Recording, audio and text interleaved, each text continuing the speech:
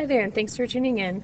Today's notes we're going to be looking at lesson 1.4, and we're going to do part 1 today, solving absolute value equations. It's kind of like solving two-step equations or one-step equations, except you're just going to be solving two equations at one time. I'm going to have you write 6 things down in your notes today, so let's go ahead and get started.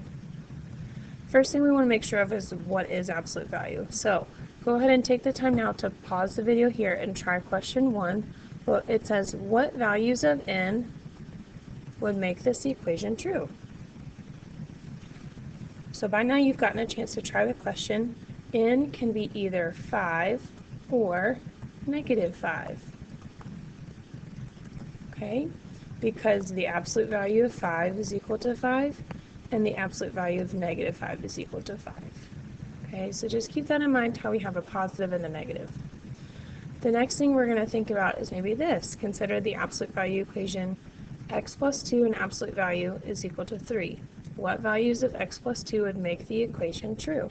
Again, let's pause the video here so you can consider what x could be equal to, and then once you're done trying to find your values, click play. So there are a few different things we could try here. First, we know that 1 plus 2 is equal to 3, and I know 1 plus 2 is 3, and the absolute value of 3 is 3. Perfect.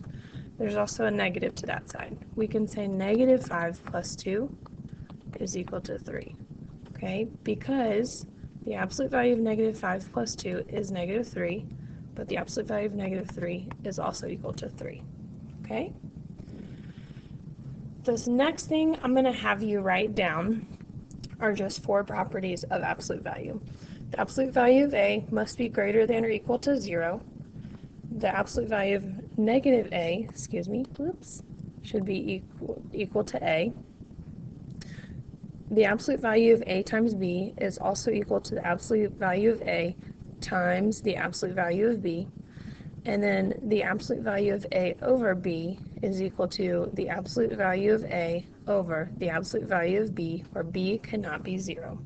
Go ahead and take time now to write these 4 properties down by pausing the video, and once you're done, click play so we can go on. So this next thing we're going to write down is actually how to solve absolute value equations. To solve the absolute value of ax plus b is equal to c, where c has to be greater than or equal to 0, we're going to solve these linear equations. So we either have ax plus b is equal to c, or ax plus b is equal to -c, and then you would solve both. So you're going to have 2 answers potentially. If c is less than 0, the absolute value equation has no solution because absolute value always indicates that a number is not negative. Go ahead and take time now to pause the video to write down what you see on the screen, and once you're done, click play so you can see how it's done. So here are 2 examples, and what we're going to do is just essentially use the same method that you just saw before. So if we start with letter A, we know that the absolute value of x minus 4 can be equal to 6, so we have 2 options. We can say x minus 4 is equal to 6, or x minus 4 is equal to -6, because if you remember what you just write down, you're just changing c to its negative, okay? And then we would start to solve. I'm going to add 4 for this first one. So x can be equal to 10, or adding 4 to this one, notice I'm doing -6 plus 4, so that's going to give me a -2. So here are my 2 answers for letter A. With letter B, there is no solution because -5 is less than 0. Okay, so really easy whenever you have negatives right here. Now we're going to get you to try this one on your own, so let's go ahead and pause the video now.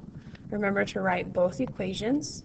We're not going to worry about graphing the solutions, but I will show you what that looks like.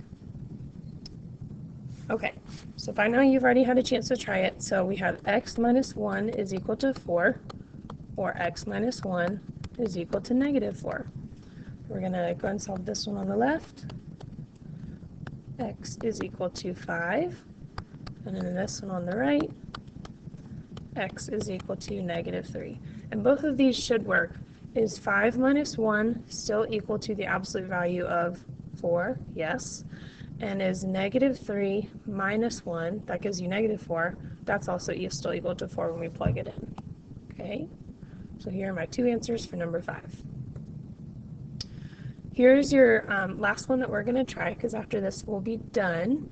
So this one is a little bit different because first you need to isolate the absolute value, and what's standing in your way is this negative 10 right here. So before you go ahead and say there's no solution, try moving the minus 10 over and then solving for absolute value. Go ahead and pause the video now, try it, and once you're done, click play to check your work.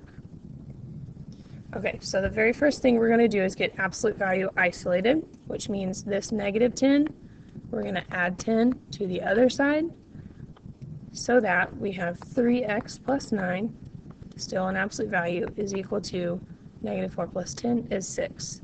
This is an absolute value equation that definitely has solutions because this number right here is greater than or equal to 0. Let's go ahead and write our two equations. 3x plus 9 is equal to 6, or 3x plus 9 is equal to negative 6. Okay, I'm going to subtract 9, so I'll have 3x is equal to negative 3, and then I'll divide both sides by 3 so that x is equal to negative 1. And then for this one, also subtracting 9, but I'll have 3x is equal to negative 15. Divide both sides by 3, x is equal to negative 5. Okay, if I plug this in, it should work for both of those into my original equation. All right, so just make sure if you see any questions like this for homework, you have to isolate the absolute value and you got to get rid of this stuff outside of it first. Okay, that's all we have time for today. Thanks so much for tuning in. Just make sure you have those 6 things written down in your notes for today.